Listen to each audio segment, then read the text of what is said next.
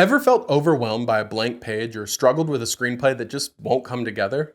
The solution is probably something you either dismissed or underdeveloped: your outline. Now, unless your contract includes it, there's no one to upset by skipping your outline. So why should you care? After all, some of the most talented writers in the industry claim they never outline. But you can't always trust people who make things up for a living. Tarantino claims that he doesn't have an outline or anything like that, but he does have a really good idea of what the next few scenes are going to be, and knows a lot of scenes along the way that he needs to get to, but he never knows the end, except he often does have one in mind and just ends up changing it. Paul Thomas Anderson is a bit more freeform, but insists it's definitely not a case of writing and seeing where it takes you. It's a case of having tons and tons of ammunition and individual pieces that he thought about for a long time before he started writing anything about it. Kaufman might be one of the purest non-outliners. Someone who doesn't want to know where the story is going, because to say I'm starting this and it's going to end with this feels like you're corralling yourself into a conclusion that you haven't earned and don't know if it's correct. But even he admits he often takes extended walks to think things through and jot down ideas, and concedes that while writing without any real outline can be exciting, it's a way of working that doesn't really have a safety net, and causes a lot of problems because things take longer. But an outline is an extra step, right? How could skipping them take longer? I mean, Stallone wrote Rocky without an outline in just 3 days. I wrote it 3 days. And then, of course, he went back and rewrote it.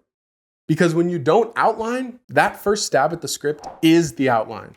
Except you didn't take the ending into account when you were writing the beginning. So there are likely inconsistent characters, incomplete arcs, plot holes, logic issues, and loose threads. But maybe you're still worried that using an outline is just too rigid and formulaic, too sanitized and boring, or that it's oppressive or handcuffs you in some way. In my experience as someone who's learned to love outlining, it's the total opposite. When you start with the full draft, it's literally harder to analyze and edit the story because you have to jump around a 100-page screenplay that's almost certainly a bit meandering and overwritten because it was sort of aimless by definition.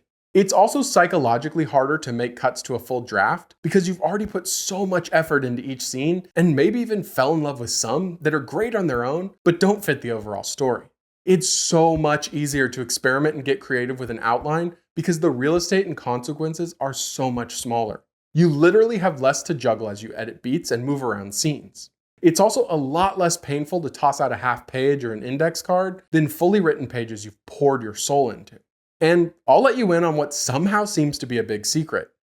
You don't need a perfect complete outline, and you don't have to follow whatever you do have scene for scene. You're still totally free to make changes while writing the actual screenplay. In fact, they're easier to make because you already have an overview of your story and can quickly and easily understand how the changes will affect everything else. Outlines are also basically the only way to work with a writing partner, so you can split up the scenes to write. And even if you still think outlines are stupid and limit your creativity and are the real cause of climate change, well, you should still learn to write them because they're often deliverables in screenwriting contracts. Meaning if you want to be a professional screenwriter, you're very likely going to be legally obligated to write one at some point in your career. Outside of contractual obligations, there are no strict rules or standards for outlines. But I'm going to take you through the 4 common stages of outlining so you can develop your idea into a well-executed screenplay, starting with the most basic form of a script outline, the beat sheet. I covered beat sheets, also called step outlines, a bit in my video on the different meanings of the term beat in screenwriting, link in the description. But to almost everyone, a beat sheet is a document that lists all the moments of your story that move the narrative forward. The bullet points are usually kept pretty minimal and serve more as a quick description of what happens, rather than full-on storytelling that might mention every character in action. If you've ever heard of someone using index cards to outline their screenplay, that's most likely just another form of a beat sheet that swaps bullet points for index cards. Though it's common to see a bit more info on these, with Save the Cat popularizing the inclusion of a heading or title, the emotional change, and the conflict for each beat. But my favorite thing from Save the Cat's index card method is their emphasis on 5 beats in particular: the opening, the break into Act 2, the midpoint, the low point, and the break into Act 3. These 5 moments are the cornerstones of a strong story and a good place for anyone to start. Even if you stop outlining right here, your script will be better set up for success than your non-outlining peers, because you'll know exactly where your story needs to go to connect the most important moments. They're also the perfect starting point to develop the rest of your beat sheet for the same reason. But if you still get stuck while writing your beat sheet, don't sweat it too much.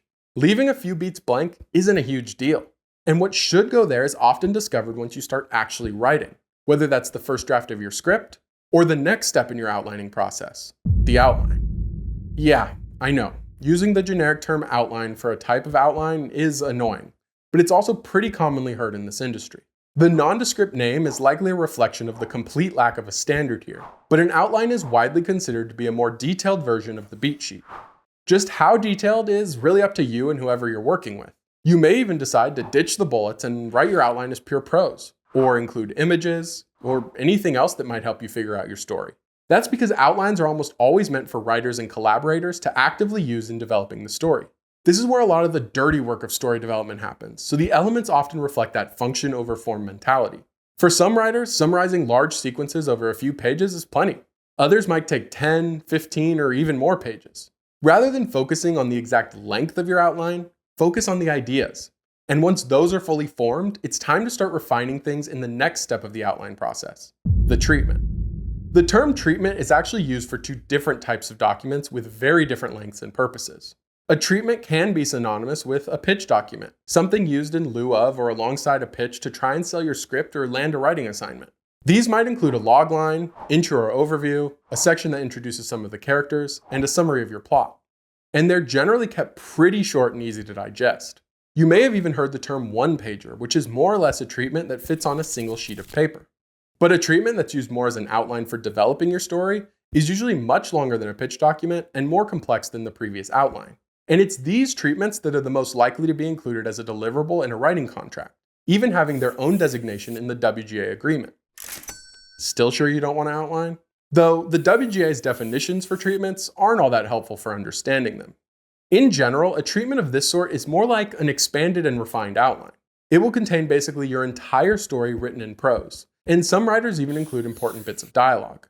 Their length will depend on your style of prose and what details you choose to omit.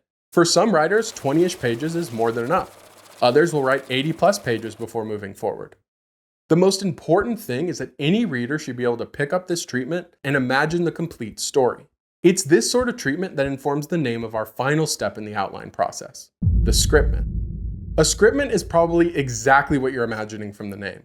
It's packed full of even more detail than your treatment, and it often includes more script-like elements including titles or scene headings and some dialogue. When you've perfected your scriptment, the only thing really left to do is convert the prose into narrative description and fill in and format the speech. All that said, scriptments aren't super common, with most writers I know stopping at one of the 3 earlier outlining stages. The truth is that there's no best place to stop outlining and start writing your script. I recommend everyone go through all 4 steps at least once to know what works best for you, but even if you stop outlining after the 5 cornerstone beats, you'll still start well ahead of almost anyone that jumps directly into their script. But knowing you should outline and the types of outlines isn't much help if you don't know what to put in the outlines. Which is why I've started a whole playlist on outlining and developing your story structure that starts with this video to help you understand how plot, story, and narrative interact before we cover some of the most popular story structures of all time, including the 3-act structure, the Save the Cat beat sheet, and much more.